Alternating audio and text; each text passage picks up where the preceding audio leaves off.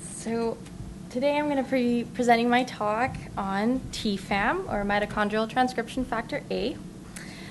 So I'm going to start with a brief introduction on Alzheimer's disease and highlight the importance of chronic inflammation in the disease pathology. I will provide some information on damage-associated molecular patterns as glial cell activators, then describe my main protein of interest, which is mitochondrial transcription factor A, my hypothesis, followed by my methodology and some highlights from my results, and conclude with some ideas for future directions for my project. So Alzheimer's disease is the most common progressive form of fatal dementia that is diagnosed in people over the age of 65. Specifically, it's a neurodegenerative disorder characterized by a decline in cognitive abilities and loss of memory. It is associated with brain shrinkage and localized loss of neurons, mainly in the hippocampus, the basal forebrain, and the frontal cortex. The main pathophysiological hallmarks are the amyloid beta plaques and the neurofibrillary tangles. So currently, over 40 million people worldwide are affected by Alzheimer's, and the prevalence continues to rise mainly due to the aging world population. And unfortunately, no effective treatments nor a cure are currently available. And this may in part be due to the fact that the exact molecular mechanisms underlying the pathogenesis of Alzheimer's still remain unclear. So this makes it really difficult to pinpoint accurate molecular targets for drug therapy. There are several hypotheses which attempt to explain the cause of Alzheimer's, and one of these hypotheses was developed from the finding that Alzheimer's is also characterized by chronic neuroinflammation, which is a result of the dysregulation and overactivation of the glial cells of the brain. So the glial cells, as many of you know, are the non-neuronal cells and the support cells of the brain, and the specific type of glial cell, the microglia cell, are depicted in these two pictures here. So the microglia are the immune cells of the brain, and they have been the focus of research trying to establish their role in Alzheimer's disease progression. They are the first line of defense against injury and also maintain homeostasis. So it is now widely accepted that microglia exist in two basic states, one being the resting state. And in this state, as you can see on the picture on the left, the microglia are characterized by small cell bodies and long branched thin processes. So the branch processes extend all the way out there. And in this state, they dynamically patrol the environment by extending and retracting these processes to detect any injury or damage. So when an insult is detected, the microglia then transform from this resting to an activated state. And when they're in the activated state, they have much larger cell bodies, they retract their processes, and they start secreting pro-inflammatory mediators and neurotrophic factors to reestablish that homeostatic environment. And large numbers of activated microglia have been found to be associated with the amyloid beta plaques that are found in the brains of Alzheimer's patients. And that's what you can see here. So the amyloid beta plaque is stained brown, and then the clustering of the microglia on the plaques is the dark stain right here. So activation in itself, as we've heard throughout this conference, is a good thing, as it initiates the immune response and helps eliminate cellular damage. However, it's the dysregulation and overactivation of microglia which has been implicated as a contributing factor to the neurodegeneration that's observed in Alzheimer's. So when microglia become activated, they start secreting all of these pro-inflammatory mediators, including interleukin-6, 8, tumor necrosis factor alpha, monocyte chemotactic protein 1, reactive oxygen species, nitric oxide. And since this response is nonspecific, the excessive secretion of these mediators can lead to the collateral damage of the surrounding neurons. And we end up with this self-perpetuating pro-inflammatory cycle. In addition to amyloid beta, which is the classic trigger in Alzheimer's disease, microglia can be activated by additional factors. And I will focus on the endogenous microglial activators, or DAMPs. So DAMP stands for damage-associated molecular patterns, and they're also called alarmins, as they are endogenous danger signals that are released by stress cells that are undergoing necrosis or apoptosis. They bind to pattern recognition receptors, including the toll-like receptors, and they trigger inflammatory immune responses in the absence of infection, which is why the resulting inflammation is often called sterile inflammation. A well-characterized DAMP is high mobility group box 1, or HMGB1 for short. It is a ubiquitous nuclear DNA binding protein, and it possesses two functions depending on its location. One, in the nucleus, HMGB1 acts as a regulator for gene transcription, while extracellularly, it acts as a signaling molecule with pro-inflammatory actions. So TFAM, or mitochondrial transcription factor A, is also a DNA binding protein, albeit mitochondrial DNA. Furthermore, it's a structural and functional homologue of HMGB1. It also consists of the two high mobility group boxes, box A and box B, which are connected by a linker region followed by a carboxy terminal tail. TFAM is normally localized to the inner mitochondrial membrane, where its main role is to regulate mitochondrial DNA transcription. However, damage can cause the extracellular release of TFAM, which leads to a change in its physiological role, similar to HMGB1. So in the periphery, TFAM has been shown to activate plasmacytoid dendritic cells and peripheral blood monocytes, triggering the release of pro-inflammatory cytokines from those cells. But the activity of TFAM as a DAMP in the central nervous system remains to be demonstrated. So specifically, the potential role of TFAM as a microglial activator was the focus of my research. So HMGB1 has been shown to act through several receptors, including the macrophage antigen complex 1 receptor, or MAC1, and the receptor for advanced glycation end products, or RAGE receptor. So TFAM, due to its structural and functional, being a structural and functional homologue of HMGB1, may also act through these receptors. Therefore, the central hypothesis of this research was that extracellular TFAM acts as a specific brain DAMP capable of inducing pro-inflammatory and cytotoxic responses in microglial cells by engaging the receptors RAGE and MAC1, which are similar to those used by HMGB1.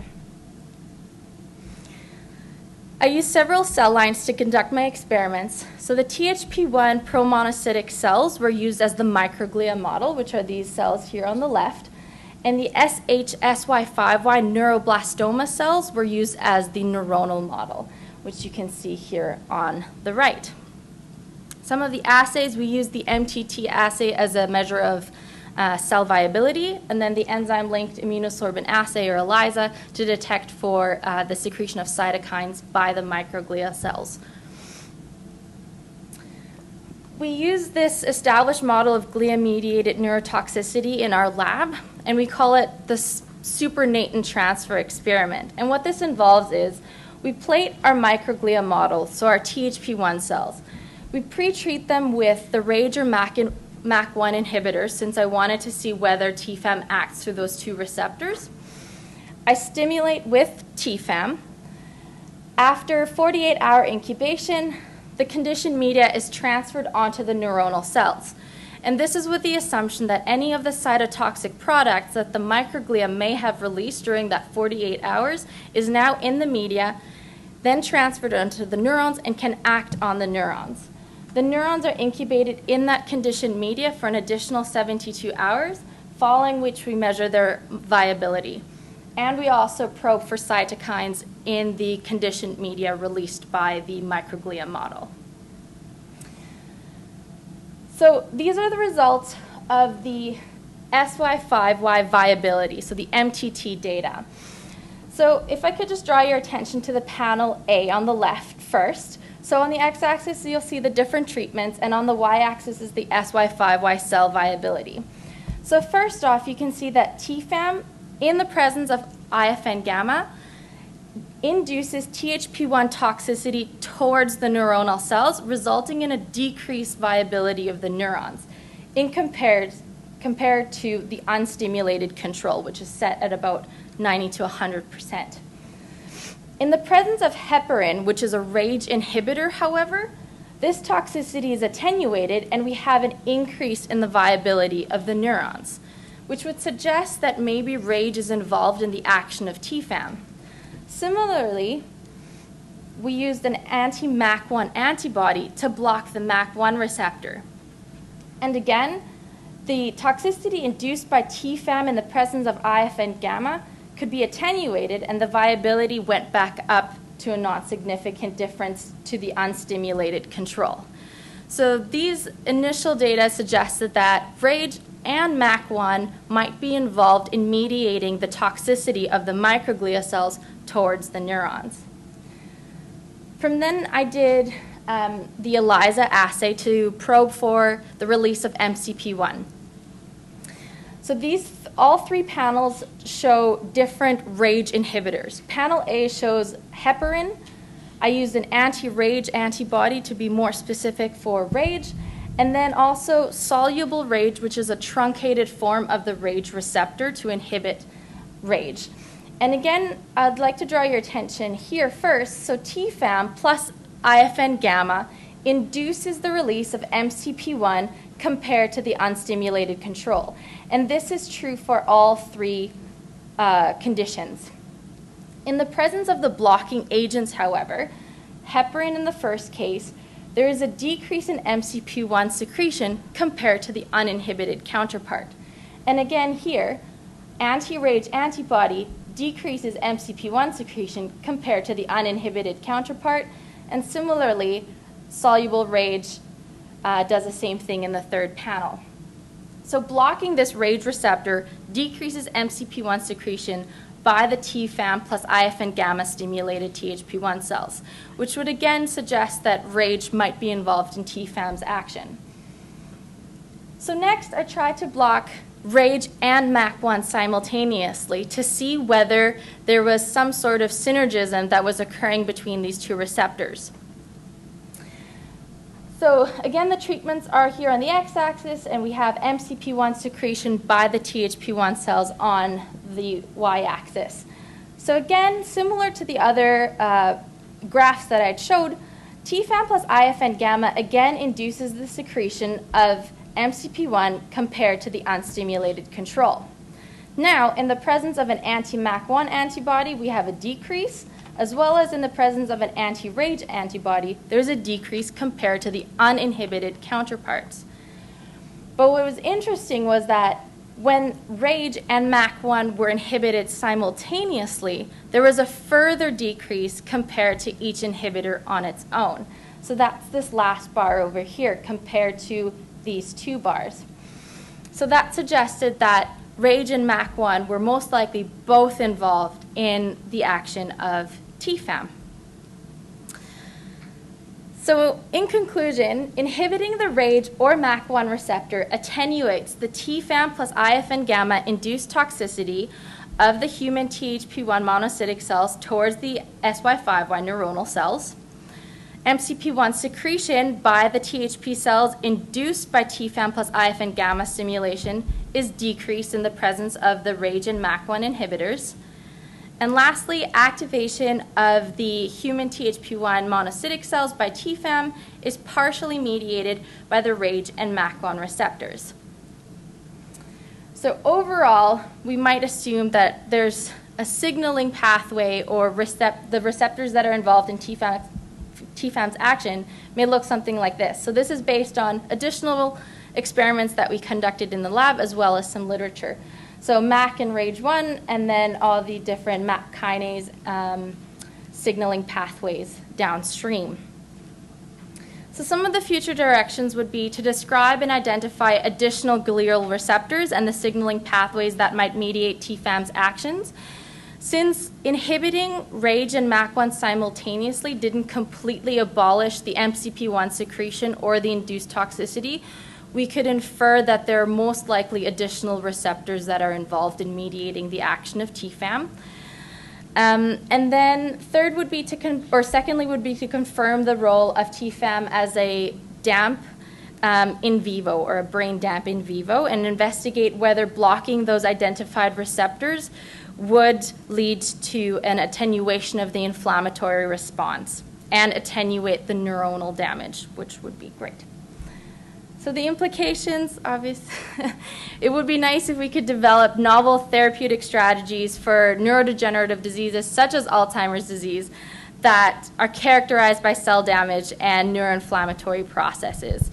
Well, that would be down the road. With that, I would like to acknowledge my supervisor, Dr. Anders Klegeris, our funding sources, and of course, my colleagues at the Laboratory of Cellular and Molecular Pharmacology at UBC Okanagan. Thank you.